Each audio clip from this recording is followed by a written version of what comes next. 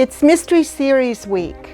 We're here at Black Dog Books in Zionsville speaking with members of Speed City Sisters in Crime, the Indiana chapter of a worldwide association of mystery crime writers called Sisters in Crime.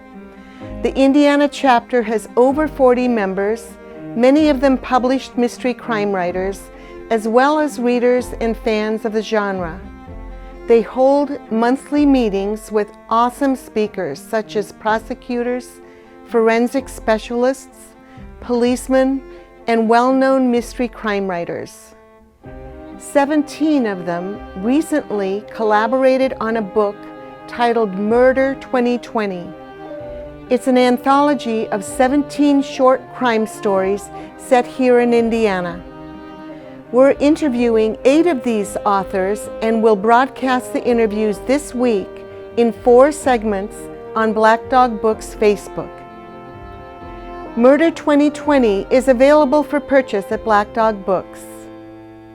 Sisters in Crime has also generously donated a copy of Murder 2020 signed by all 17 authors that we'll be giving away at the end of October here at Black Dog Books. If you'd like to win this book, listen to the broadcast to learn how you can enter the drawing. The authors will introduce themselves, tell us the title of their story in Murder 2020, and read us their favorite line from their story. Then I will ask them some questions. Hi, my name is Tony Perona. I'm the author of the Nick Bertetto Mystery Series, and with my daughter Liz, we write the Bucket List Mystery Series. For Murder 2020, we've written a story called The Ear Witness, and I will read just a few lines from it. I'm going to ask your indulgence. I'm going to read a few more than just one, because this is the opening, and Liz and I really liked it. Sometimes I work a murder case in the dark. Don't dismiss that statement when you learn that I work nights. It wasn't meant to be a joke. Sometimes you just have to close your eyes and listen to the evidence. Justice is not the only thing that's blind. Sometimes it's the witness. So in this favorite line that you just shared with us, you hint at this extraordinary sense that you employ in the story, an extraordinary sense of hearing. Can you tell us about that? And tell us a little bit about that extraordinary sense? Sure, happy to do that.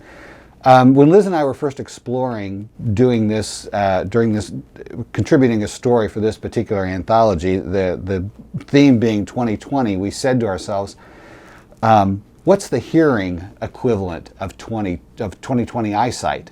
And of course that's perfect pitch.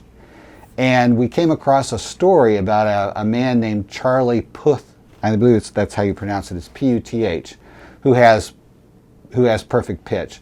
And he was talking about how he can distinguish cell phone buzzing, the cell phone vibrations. And he can tell you what that note is. And he said there's really only about 3 that you hear. One of them is A flat, and then he went on to say there are a couple of others, but they're... Anyway, Liz and I found that fascinating. And we thought, how can we incorporate this into a murder? And so that was how this whole story came about. Do you know anybody with this ability of perfect pitch? I know people that have perfect pitch, but I've never asked them if they can distinguish the vibration and know what that note is. I just know that this one particular guy who was recently on live with Kelly and Ryan in the mornings, he was recently on there and talked a little bit about that ability. Tell us a little bit of how is it to work collaboratively with your daughter? Do you both write parts of the story, or how do you collaborate in creating a story? We try to do what each other is comfortable with. I'm always the guy that just wants to get it done. I just want to write forward. Liz really likes the details and that kind of stuff. So once we agree on a plot and we agree on the outline, generally I will take off and write. And then I will leave gaps. I'll say, Liz, please fill in what Joy is wearing. Liz, please tell us about the leaves on the sidewalk and how slick they are. Liz, please do this. And so then she goes back in and serves sort of as as my first editor, and also as, you know, the person that does the color. Yeah, a lot of setting. Yes. She And does a lot of so setting. Great. And how has being a member of Sisters in Crime helped you as an author? it's really wonderful. First of all, I learned so much from everyone because many of the people are more experienced than I am. Some have better skills at marketing than I do. Some just have knowledge that I need in writing stories, and Liz and I need in writing stories. And so it's just a wonderful ability to be able to sit down with other writers who aren't offended when you say, let's kill somebody. Hello everyone, I'm Ramona Henderson. I wrote a story called The Release for the 2020 anthology, and this is my first short story that I have submitted to one of their anthologies, so I was very happy to get it published. Well, I guess I'd start with the title. Does the title Release, does it possibly have more than one meaning for the readers? It does. An individual is going to be released from prison after 14 years. He finally gets a parole. And in the end, there tends to be a release for his victim. So it does have a double meaning. Do you believe that most murders are not random, that there's some connection between murderers and victims? Yes, there is a connection. Statistics will show you that if you look at the Department of Justice and the FBI statistics. About 40% of, I think, females that are murdered, it's a spouse involved. A lot of times they get into an argument. It doesn't end up well. One scary thing, though, is that almost 10% of murders are by total strangers that the person doesn't know. And that is, I think that's scary, too.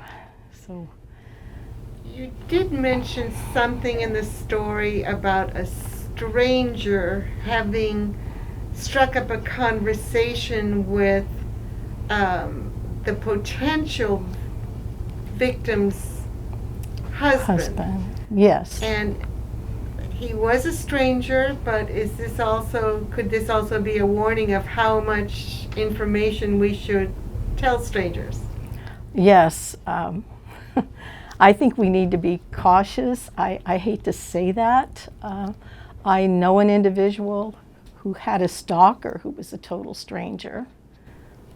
Never attended school with him, church, any kind of association at all.